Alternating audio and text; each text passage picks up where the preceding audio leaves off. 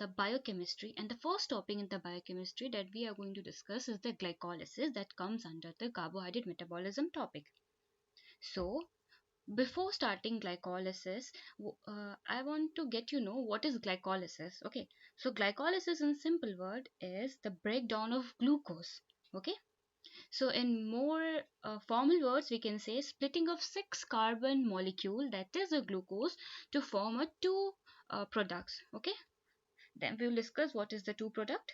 Now more for introduction, glycolysis is the central metabolic pathway for glucose catabolism. Okay, glucose catabolism means breaking of glucose, right?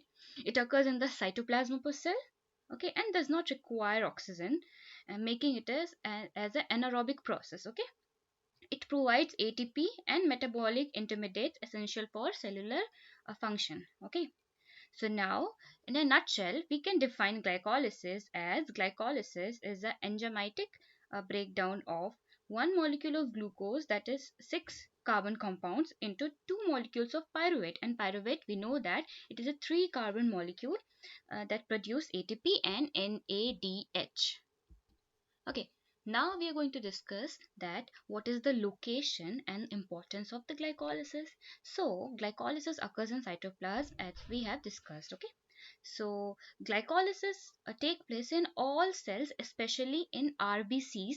Why? Because it lacked mitochondria and muscle during anaerobic conditions. Okay, and more we have retinal cell, corneal cells. Okay, why RBC, retinal cells and corneal cells? Because they lack mitochondria. Also occur in white muscle fiber without myoglobin, and also in the renal medulla. Okay, and what is the significance? Okay, so it provides ATP for the cellular energy. Okay, second thing is that this is intermediate for other metabolic pathway like fatty acid, amino acid synthesis, that we will discuss in the next topics. Okay, then the third significance is that it forms pyruvate, which enter the TCA cycle under anaerobic condition or is converted into lactate anaerobically. Okay, so glycolysis can be done by two processes. One is aerobic glycolysis and another one is anaerobic glycolysis. So for now, just remember aerobic glycolysis, they give 2 pyruvates and 7 ATP, whereas anaerobic glycolysis gives us 2 lactate and 2 ATP. Okay, so now what is the preferred fuel, or what did the cell requires as a preferred fuel? So in an anaerobic case they use glucose. Okay, and in the aerobic cell they use glucose plus fatty acid. Okay, fatty acid is given a preference over glucose because they produce more ATP or they give more energy. And for example, red muscle fiber and cardiac muscle fiber. Cardiac muscle fiber, they need to pump the blood 24 into 7. That's why they prefer fatty acid, right? In order to get energy. Now moving to next.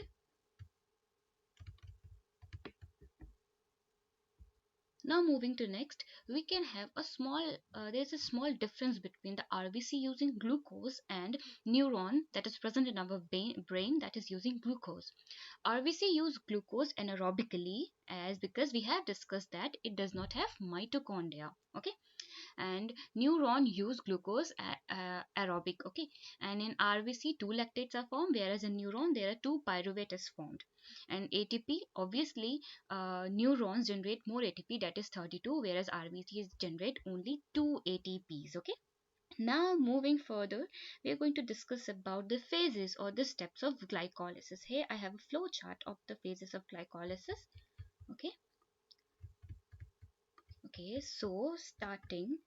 So, as general, you can remember that glycolysis occurs in two phases. One is the preparative phase, that is also known as energy investment phase, in which it uses 2 ATP to activate glucose, and second one is the payoff phase or the energy generation phase. Okay, that produces 4 ATP and 2 NADH. Okay, that result in a net gain of 2 ATP per glucose molecule. Okay, we will discuss all this later. Okay, so pathway, first step is that glucose. Okay, glucose convert into glucose 6 phosphate G6P, okay, and with the help of enzyme hexokinase or glucokinase, yes. So glucokinase is basically found in the liver. In liver glycolysis there is a glucokinase, okay. So in this step there is one ATP use, okay. And what is the significance of this step? For this basically for this step we invest one ATP in order to trap the glucose molecule inside the cell, so we don't mind to invest one ATP, okay. So purpose of is this step is to trap glucose inside the cell, okay. The next we have from glucose 6 phosphate it goes to fructose 6 phosphate, right. So enzyme involved in this is phosphoglucose isomerase or yes, right. And the reaction type is isomerization, right. Then the third step is important, that is from fructose 6 phosphate to fructose 1,6 bisphosphate with the help of enzyme phosphofructokinase, right. With the help of enzyme phosphofructokinase, okay. So in this step also we use one ATP, okay. And this step is rate limiting step that is activated by AMP, okay, and we use one ATP, okay. Next step is from fructose 1,6 bisphosphate to G3P, okay. And till this fructose 6 phosphate we call this as investment phase because we have invested 2 ATPs, okay. We have investment 2 ATP, that's why this till this here it is known as invested phase or investment phase, okay. So now from fructose 1,6 bisphosphate we can get two things, one is G3P or DHAP. G3P stand for glyceraldehyde 3 phosphate and DHAP stand for dihydroxyacetone phosphate, okay.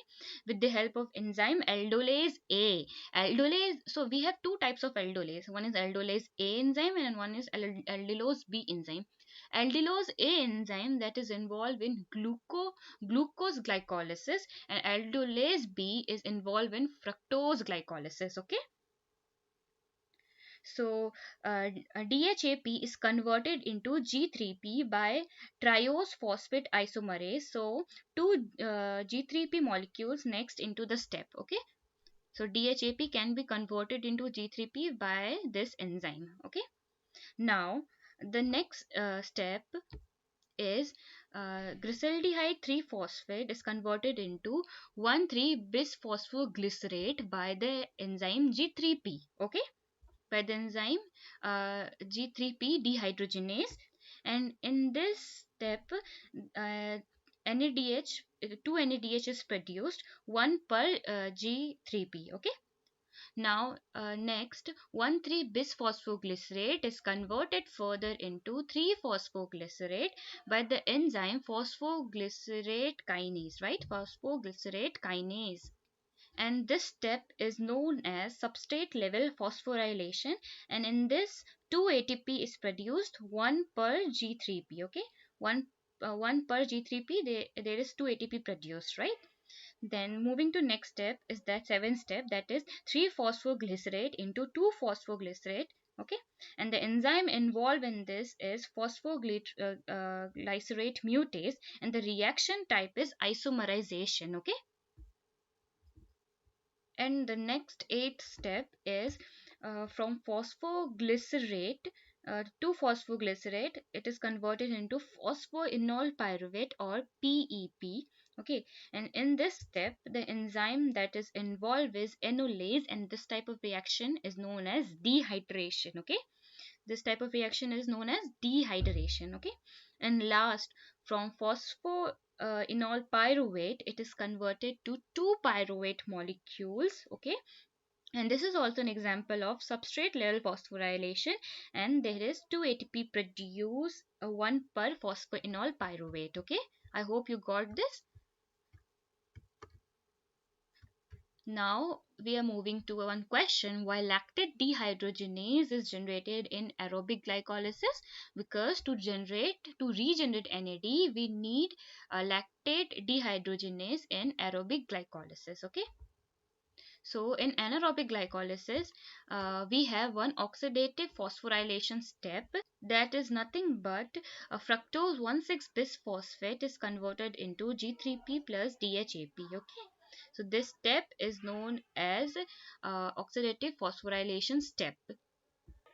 So what is going to happen if oxidative phosphorylation step is affected? So if there is no oxidative phosphorylation step, then NAD cannot be generated. Okay. So now then what is going to happen? Two pyruvate molecules is directly going to generate two lactate with the help of lactate dehydrogenase enzyme. Okay. Now let us recall some fact about the glycolysis. Okay. So in aerobic glycolysis, as we have discussed, 2 pyruvate is formed and 7 ATP, whereas anaerobic glycolysis, 2 lactate and 2 ATP is formed. Okay. So, and the main thing is that the hexokinase or glucokinase step is basically to trap the glucose inside the cell. Okay. Now, uh, let us discuss the irreversible step. So, irreversible step is hexokinase or glucokinase step. Then the phosphofructokinase step, that is the rate limiting step of glycolysis, as we have discussed, and the pyruvate kinase step. These are all the irreversible steps. Now substrate level phosphorylation, that is phosphoglycerate kinase and pyruvate kinase step, right? And oxidative phosphorylation step is the G3P dehydrogenase. Now the last thing that we are going to discuss is RL shunt or 2,3-BPG shunt. Okay, RL shunt is thereby full form is the Rappaport Levering shunt, in which it is a step of glycolysis only, in which 2,13-BPG is converted into 2,3-PG, but there is an intermediate in RL shunt that 2,13-BPG is converted into 2,3-BPG. Okay, and then it is further converted into 2,3-PG, right? So these are enzymes are involved by bisphosphoglycerate mutase. Okay, and conversion of 2,3-BPG into 3-PG is has been done by bisphosphoglycerate phosphate enzyme. Okay, so what happened, and in this step there is a generation of ATP, right? There is a generation of 2 ATP, but because this is substrate level phosphorylation. But in RL shunt, what is going to happen? There is the zero production of ATP. That is a disadvantage. Okay, and what is the advantage of RL shunt? That is, it acts as a source of 2,3-BPG, which helps in the unloading of oxygen to the tissue level. At the tissue level, it helps to unloading the oxygen into the tissues. Okay, so this was about the glycolysis from my end. I hope you enjoyed the session. Okay, thank you. Bye bye.